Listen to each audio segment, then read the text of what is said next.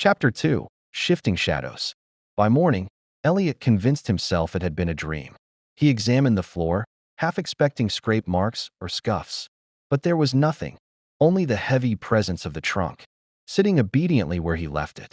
The warmth from its brass latches had cooled. Dust clung to its edges. Still, he avoided it.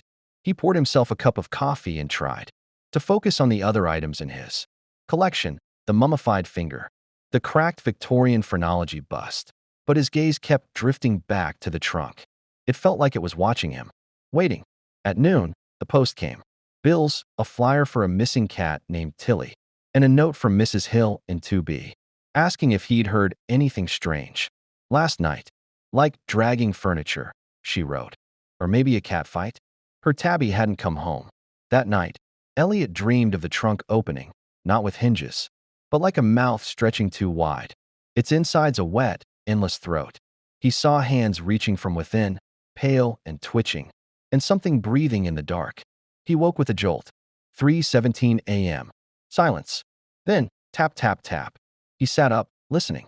The sound came again, slow and deliberate, not from the door, but from inside the flat, from the trunk. Elliot crept out of bed, barefoot, heart pounding. The air was thick, humid, and foul, like old seawater and rotting leaves. As he entered the living room, he froze. The trunk had moved again. It now sat in the middle of the room, directly beneath the overhead light, which flickered slightly as if disturbed by a passing shadow. He took a step closer. The brass latches clicked softly, like knuckles cracking. Elliot stumbled back, knocking over a chair.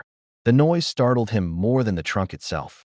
He muttered to himself, rationalizing again. It's old. Wood settles. Heat and humidity can. Thud. Something struck the inside of the trunk. Once. Loud. He backed out of the room, locked his bedroom door, and didn't sleep for the rest of the night.